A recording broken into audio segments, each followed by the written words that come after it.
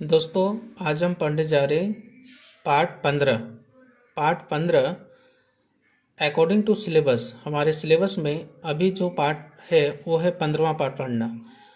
हमने आपको पहला चैप्टर क्लियर करवा दिया था, पहला पार्ट आपको पढ़ा दिया है। अब है पार्ट 15 जो है बोर्ड एग्जाम में 4 मार्क्स का पूछा जाता है। बोर्ड एग्जाम में 4 मार्क्स का सवाल ये पूछा जाता है। एक क्वेश्चन पूछा जाएगा आपको 1 मार्क्स का और एक क्वेश्चन पूछा जाएगा आपको 3 मार्क्स का। ठीक है, बोर्ड एग्जाम में एक क्वेश्चन 1 मार्क्स का और दूसरा क्वेश्चन रहेगा 3 मार्क्स का, यानी टोटल आपको 2 क्वेश्चन पूछे जाएंगे इस चैप्टर से। टोटल 2 क्वेश्चन पूछे जाएंगे। ठीक है, अब यहाँ पर हम चल रहे हैं, पाठ का नाम क्या है? तो पाठ का नाम है हमारा पर्यावरण, आवर इन्वायरमेंट। ठीक है, इंग्लिश में कहे तो आवर इन्वायरमेंट, ये हमारा चैप्टर का नाम है। तो चैप्टर का नाम जो है हमारा पर्यावरण, हम इसके बारे में पहले समझते हैं। कोई भी पाठ पढ़ने से पहले हमें उसके बैकग्राउंड, आगे पीछे कुछ शब्दों को समझना हमारा दायित्व होता है। इसलिए सबसे पहले हम समझते हैं पर्यावरण शब्द का क्या अर्थ है। पर्यावरण शब्द का क्या अर्थ है, इसके बारे में हम समझते हैं। तो पर्यावरण का एक संधि विच्छेद यदि हम करें, पर्यावरण का संधि विच्छेद करें तो परि जोड़ आवरण। ठीक है, संधि विच्छेद करेंगे तो परि जोड़ आवरण। ठीक है, परि का अर्थ होता है चारों ओर। देखिए यहाँ पर परि का अर्थ होता है चारों ओर, आवरण का अर्थ होता है घेरने वाला। आवरण का अर्थ होता है घेरने वाला। तो इनसे आप बिल्कुल समझ गए होंगे कि हमारे चारों ओर घेरने वाले आवरण को हम क्या कहेंगे? पर्यावरण कहेंगे। अकॉर्डिंग टू संधि विच्छेद के अनुसार यदि आप परिभाषा बनाना चाहे पर्यावरण का, तो हमारे चारों ओर घेरने वाले आवरण को क्या कहेंगे? पर्यावरण कहेंगे। चौंकने की बात नहीं, हमने आपको परिभाषा भी लिख दिया है कि हमारे चारों ओर के घेरे हुए आवरण को पर्यावरण कहते हैं।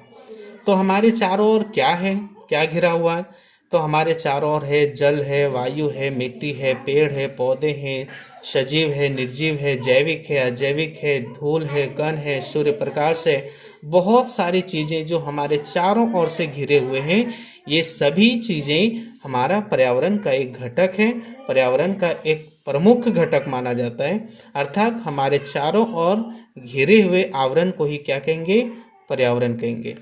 तो यहाँ पर्यावरण शब्द का अर्थ आपको समझ में आ गया होगा। तो पर्यावरण जो हमारे चारों ओर घिरे हुए, मैंने आपको बता दिया, जल है, वायु है, मिट्टी है, पेड़ है, पौधे हैं, सूर्य प्रकाश है आदि, ये सभी चीज़ें हमारे पर्यावरण के चारों ओर से घिरे हुए हैं।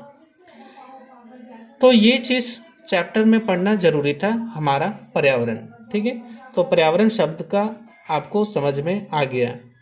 अब इस चैप्टर में जो हमें पढ़ना है एक एक करके, तो वो सबसे पहला टॉपिक है हमारा पारितंत्र।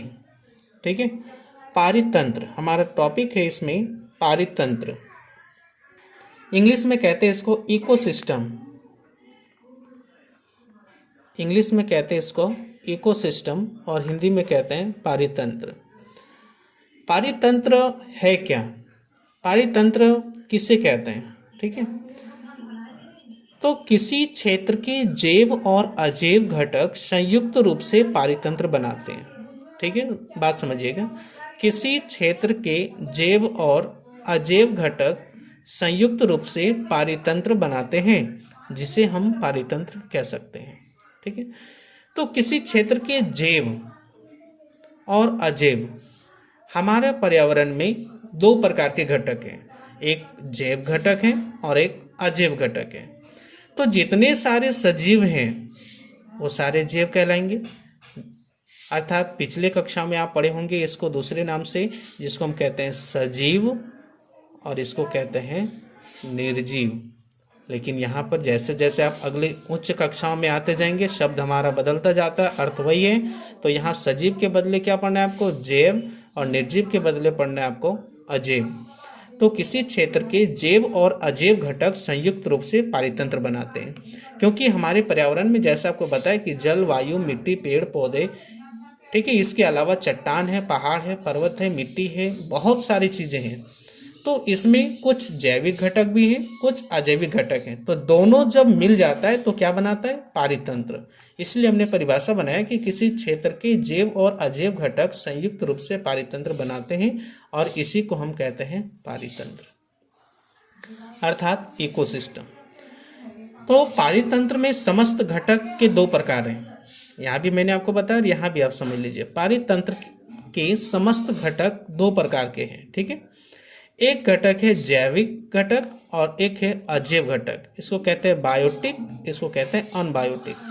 जैव घटकों को कहते हैं बायोटिक और इसको कहते हैं अनबायोटिक, ठीक है। तो दो प्रकार के घटक पाए जाते हैं हमारे पारितंत्र में, एक है जैव घटक और एक है अजैव घटक। तो जैव घटक किसे कहेंगे? समझिए, जैव घटक किसे कहेंगे?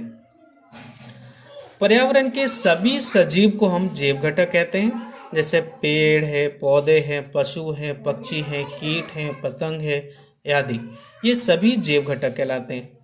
अजैव घटक किसे कहते हैं वो देखिए, पर्यावरण के सभी निर्जीव घटक को हम लोग अजैव घटक कहते हैं, जैसे मृदा, वायु, जल, वर्षा, सूर्य का प्रकाश, खनिज इत्यादि, ये सभी अजैव घटक हैं। तो जब दोनों मिल जाता है, कौन से घटक? जैव घटक और अजैव घटक, तो क्या बनाता है? पारितंत्र बनाता है, ठीक है।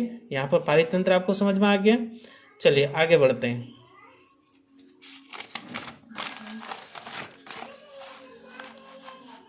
अब पारितंत्र में क्या होता है, ठीक है, इकोसिस्टम में और क्या क्या हो सकता है इस बारे में समझिए। तो प्रकृति में जैव और अजैव घटकों में परस्पर क्रियाएं होती है तथा प्रकृति में संतुलन बना हुआ रहता है। देखिए, प्रकृति में जैव और अजैव घटकों के परस्पर क्रियाएं होती हैं तथा प्रकृति में संतुलन बना हुआ रहता है। एक उदाहरण समझ लीजिए कि कैसे जैव और अजैव यानी सजीव और निर्जीव में कैसे संबंध है, परस्पर क्रियाएं लिखा हुआ है ना, तो कैसे संबंध है ये बात समझिए।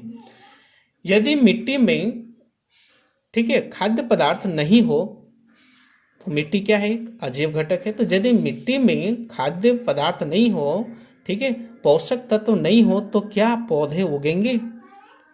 और पौधे नहीं उगते हैं तो क्या सभी जो शाकाहारी प्राणी हो वो क्या खाएंगे? तो यहाँ पर आप देख रहे हैं कि दोनों में संबंध है, किसमें? मिट्टी में, ठीक है, और पौधे में, बराबर। प्रकृति में संतुलन बना हुआ रहता है, ठीक है। ये दोनों आप जानते हैं कि जो जितना जन्म लेता है वो मरता भी है। सभी प्राणी एक दूसरे पर निर्भर रहते हैं। पौधे को शाकाहारी प्राणी खाते हैं, शाकाहारी प्राणी को उच्च मांसाहारी वाले प्राणी खाते हैं, बराबर। तो एक दूसरे पर निर्भर है, बराबर। और एक दूसरे पर निर्भर होने के कारण ही हमारा प्रकृति का संतुलन बना रहता है। यदि इसमें जरा सा भी उतार चढ़ाव होता है, यदि पारितंत्र में एक भी सजीव एक दूसरे के संपर्क में, एक दूसरे के कड़ी से यदि टूटता है तो हमारा संपूर्ण पारितंत्र नष्ट हो जाएगा। हम आपको पारितंत्र के विभिन्न उदाहरण आपको समझाएंगे, बराबर। तो अभी समझ गए कि खाद्य पदार्थ यदि जमीन में नहीं हो तो पौधे कहाँ से आएंगे, ठीक है। यदि सूर्य प्रकाश नहीं हो तो पौधे का विकास कहाँ से होगा, और पौधे का विकास नहीं होगा तो जो शाकाहारी प्राणी वो क्या खाएंगे, और शाकाहारी प्राणी यदि नहीं होंगे तो वो मांसाहारी प्राणी क्या खाएंगे, बराबर। तो इस तरह से पारितंत्र में सभी जैव और अजैव घटकें परस्पर एक दूसरे से जुड़े हुए हैं, ठीक है, जिनके कारण प्रकृति में संतुलन बना हुआ रहता है, ठीक है। हम उसे भी पारितंत्र यहाँ कह सकते हैं। चलिए हम पारितंत्र के कुछ सामान्य उदाहरण लेते हैं। पारितंत्र के कुछ सामान्य उदाहरण, जैसे हम बगीचा ले लेते हैं, ठीक है। एक बगीचे में क्या क्या हो सकता है समझिए। पारितंत्र का एक उदाहरण हम लिए बगीचा। बगीचे में क्या क्या हो सकता है? तो एक बगीचे में जैव घटक के अंतर्गत आने वाले कारक जो हैं वो मैं आपको बता रहा हूँ। एक बगीचे में जैव घटक के अंतर्गत आने वाले कारक क्या हैं? घास, वृक्ष, गुलाब, चमेली, सूर्यमुखी, मेढक, कीट, पक्षी इत्यादि, ठीक है, ये सारे आ सकता है। और ये सभी सजीव परस्पर क्रिया करते हैं। जैसे समझ लीजिए कि एक बगीचा है, बगीचे में कीट है। कीट क्या खाएगा? पुष्प, पौधे में जो पुष्प होंगे वो पुष्प कीट खाते हैं, और कीट पुष्प जो है, ठीक है, इन पुष्प जो है, इन पुष्पों के रस कौन चूसते हैं? कीट, ठीक है। और कीट को कौन खाएगा? मेढक खाएगा, ठीक है। और मेढक को कौन खाएगा? सांप खाएगा। सांप को कौन खाएगा? मोर खाता है। एक सामान्य उदाहरण समझ लीजिए। तो ये सभी क्या है? एक दूसरे पर निर्भर है कि नहीं? सभी एक दूसरे के अंतर्गत क्रिया कर रहे हैं कि नहीं कर रहे हैं? बराबर। वृक्ष है तो जमीन से वृक्ष उगेंगे। वृक्ष पर कौन आश्रित होंगे? शाकाहारी। शाकाहारी पर कौन आश्रित होंगे? मांसाहारी, ठीक है। मांसाहारी पर कौन आश्रित होंगे? उच्च मांसाहारी, बराबर। तो इस प्रकार से सभी एक दूसरे पर क्रिया करती हैं और सभी एक दूसरे पर निर्भर होते हैं। मैंने आपको मेढक बताया, कीट, कीट को कौन खाएगा? मेढक। मेढक को कौन खाएगा? सांप। सांप को कौन खाएगा? मोर, है ना। तो ये सभी आप देख रहे हैं कि एक दूसरे पर क्या है? निर्भर है। यदि एक कड़ी यहाँ पर टूट जाए तो कीट की संख्या बढ़ती जाएगी, और कीट की संख्या बढ़ती जाएगी, बराबर, जिनसे हमारा पर्यावरण में एक असंतुलन पैदा हो जाएगा। आप सोचिए कि यदि शेर नहीं हो तो जंगल में हिरणों की संख्या बढ़ेगी या नहीं बढ़ेगी? जमीन पर हिरण ही हिरण हो जाएंगे, बराबर। तो ये बहुत ही ज़रूरी है कि सभी एक दूसरे से क्रिया करते हैं और हमारे पारितंत्र को संतुलन बनाए रखते हैं, ठीक है। इसके बाद इसी के साथ एक पॉइंट और है कि सजीव की वृद्धि, जनन एवं अन्य क्रियाकलाप अजैव घटकों द्वारा प्रभावित होते हैं। अब सोचिए कि पौधा है, पौधे की वृद्धि के लिए आप जानते हैं कि क्या चाहिए? सूर्य प्रकाश, जल, हवा, मिट्टी, खाद्य पदार्थ चाहिए कि नहीं? यदि ये नहीं हो तो क्या ये जनन, तो क्या ये वृद्धि होंगे? और वृद्धि नहीं होंगे तो क्या ये जनन करेंगे? और जनन करने के बाद, जैसे मान लीजिए कोई भी जीव घटक है, सजीव है, चूहा है, सांप है, तो वो अपना आवास कहाँ बनाते हैं? जमीन में बनाते हैं। तो जमीन क्या है? मिट्टी क्या है? तो मिट्टी एक निर्जीव है, अजैव घटक है मिट्टी। मृदा अजैव घटक है ना, तो मृदा में सभी बसते हैं। जितने भी सारे सांप है, खरगोश है, चूहा है, ये अपना आवास कहाँ बनाते हैं? जमीन के अंदर, ठीक है। तो इस प्रकार से अजैव घटक सजीव से संपर्क में रहते हैं और सजीव अजैव घटकों के बीच भी रहते हैं। अतः हम कह सकते हैं कि बगीचा एक पारितंत्र है, बगीचा एक पारितंत्र है। इस प्रकार से वन, तालाब, झील इत्यादि सभी हमारे पारितंत्र का एक उदाहरण है, ठीक है। वन, तालाब और झील क्या है? पारितंत्र का उदाहरण। अब यहाँ पर पारितंत्र को दो भागों में बांटा गया। इन सबको देखते हुए पारितंत्र को दो भागों में बांटा गया है, ठीक है। एक है प्राकृतिक पारितंत्र और दूसरा है मानव निर्मित पारितंत्र। पारितंत्र के दो भाग है, याद रखें। पारितंत्र के दो भागों में बांटा गया है, प्राकृतिक पारितंत्र और मानव निर्मित पारितंत्र। तो प्राकृतिक पारितंत्र के क्या उदाहरण हो सकते हैं? वन, झील। वन और झील प्रकृति के द्वारा बना हुआ है, मानव इसे नहीं बनाया। और मानव निर्मित पारितंत्र में बगीचा, खेत, ये किसने बनाए? मानव बना सकता है, पॉसिबल है, 100% है। इसलिए इन्हें हम कहेंगे मानव निर्मित पारितंत्र और इसको कहेंगे प्राकृतिक पारितंत्र, ठीक है। बाकी नेक्स्ट वीडियो लेक्चर में आपको अगले पॉइंट्स का डिक्लेयर करेंगे।